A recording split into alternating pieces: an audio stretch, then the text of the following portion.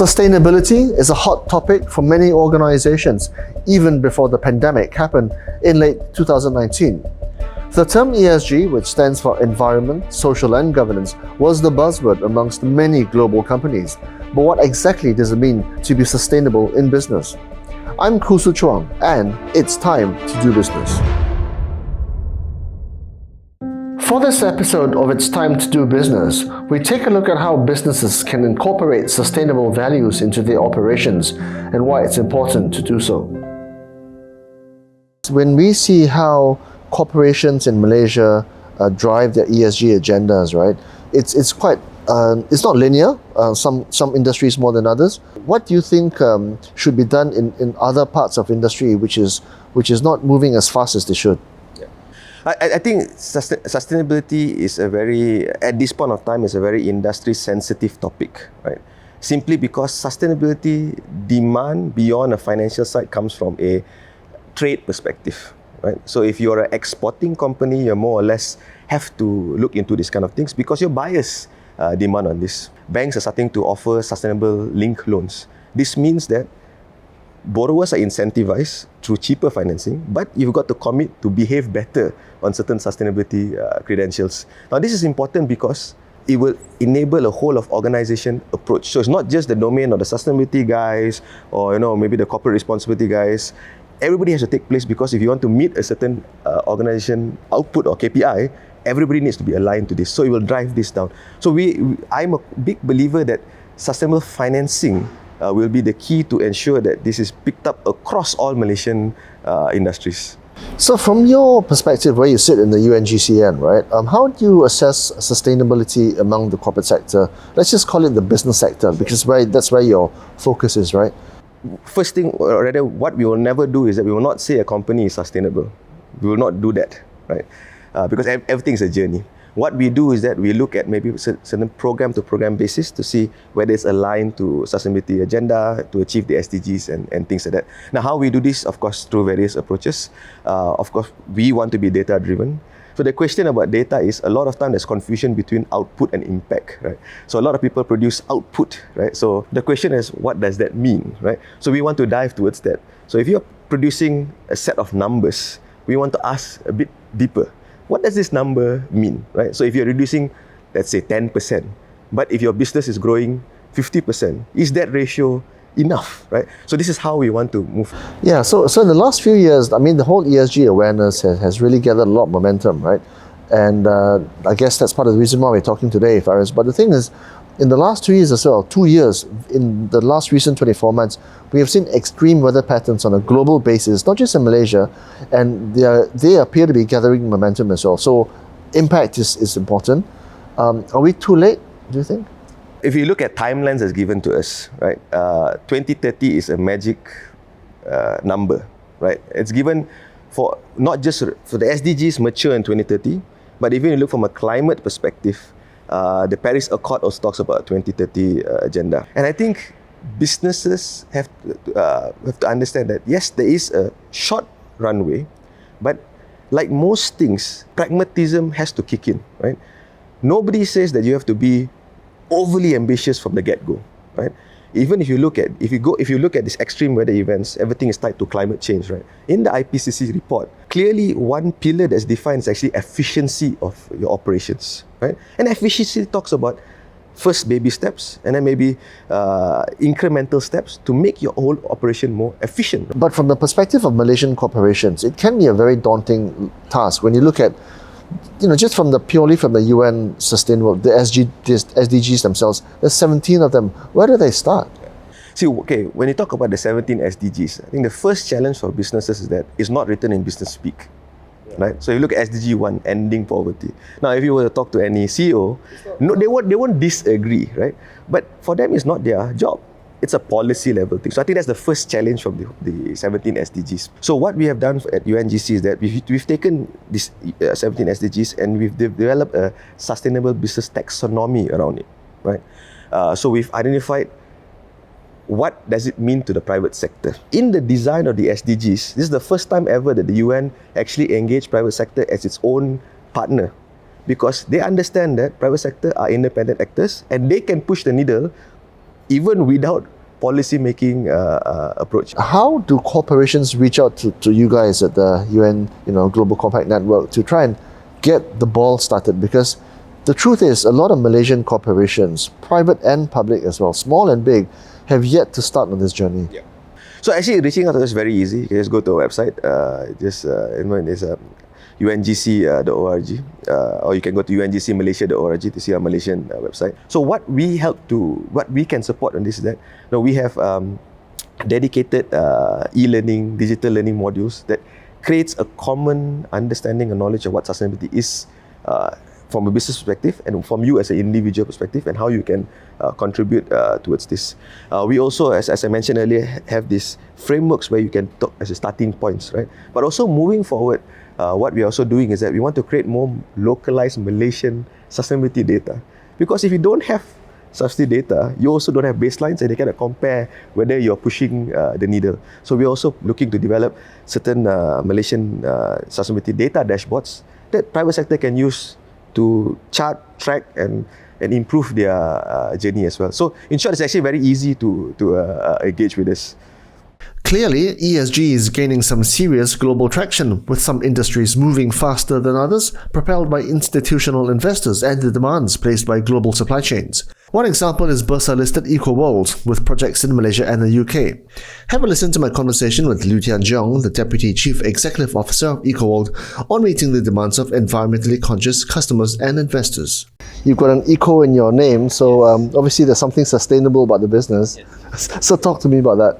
Well, I mean, when we started EcoWorld, we always knew that we want to practice sustainability, right?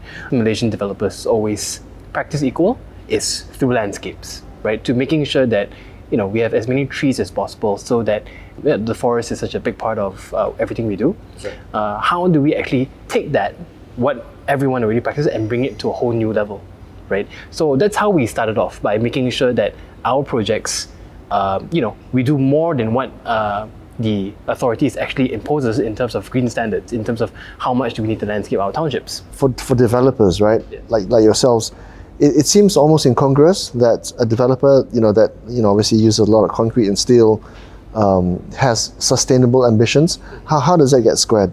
When we design our landscapes, something that we do a lot as well is, how do we preserve the original trees that were in the master plan itself? And by doing so, you are less reliant on electricity. So all those things makes a big difference in terms of the impact on the environment, and in terms of the energy consumption. But on top of that, when we also think about how we want to do our townships, we think about how we want to do the landscaping as well.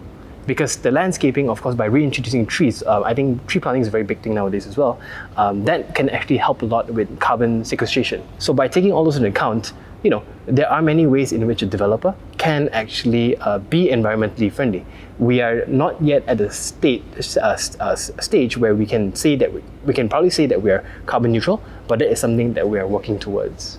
Now, having seen some of the stuff that you guys are doing in the business parks and some of your projects as well, it seems interesting because unlike some developers who do try and maximize as much of the land available for commercial sale, for example, right?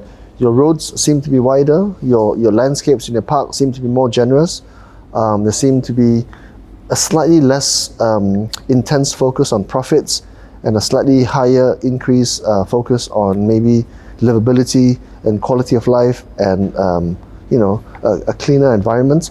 How much of a compromise ultimately has it been, as a listed developer, to try and make that balance between profit and planet?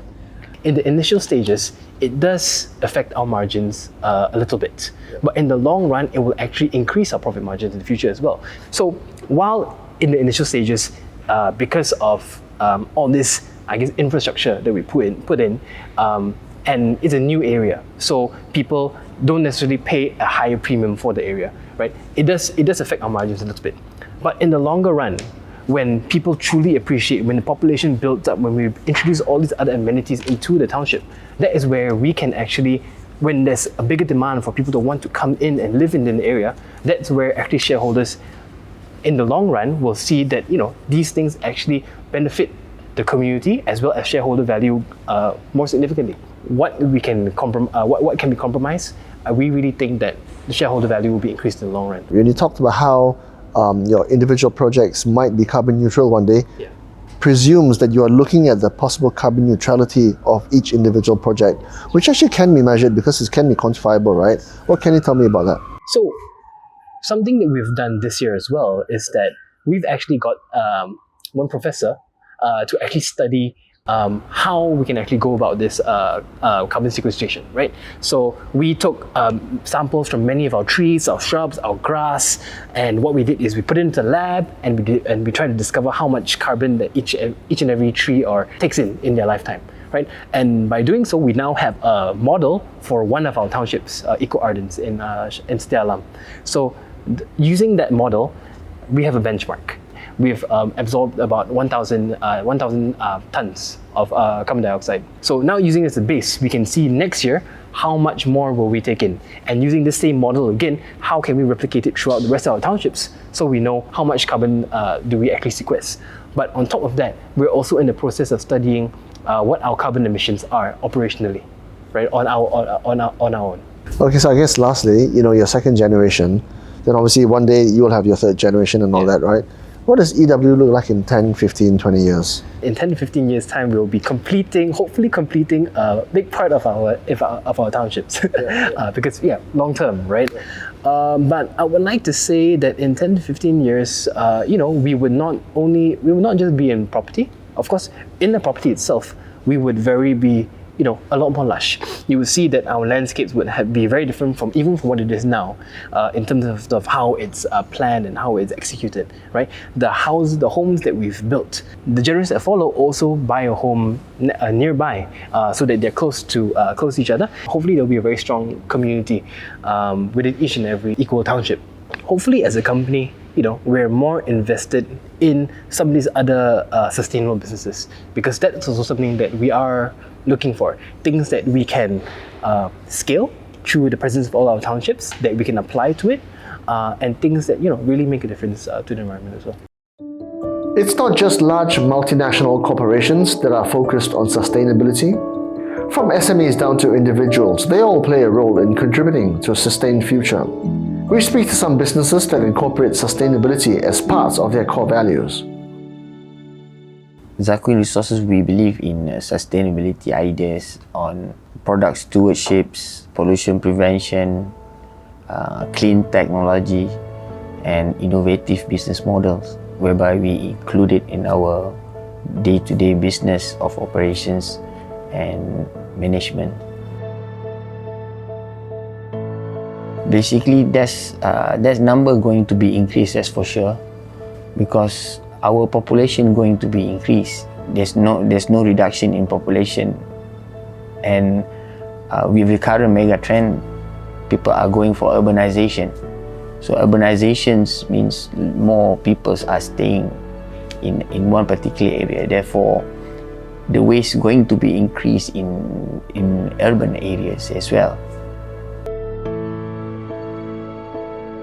I think we are starting to have more eco-conscious for the last probably 5 years, and sustainability's ideas are picking up a lot in these areas of the industries in Malaysia as a whole.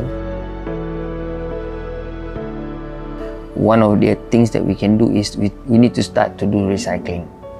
Separation at source is one of the way that we can start to have, and probably in terms of authorities, we can start to prepare infrastructures, bins, proper garbage location to throw.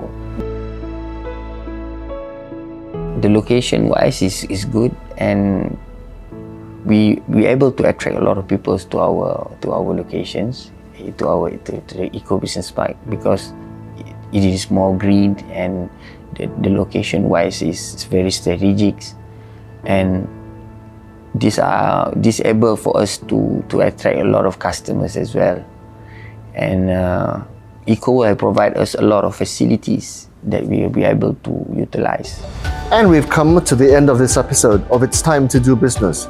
Sustainability is the name of the game, and while we still have a lot to do in our journey to be green, the people I spoke to today show that being sustainable is achievable, and incorporating such values will only bring you forward. I'm Khoo Hsu Chuang, and thank you for watching.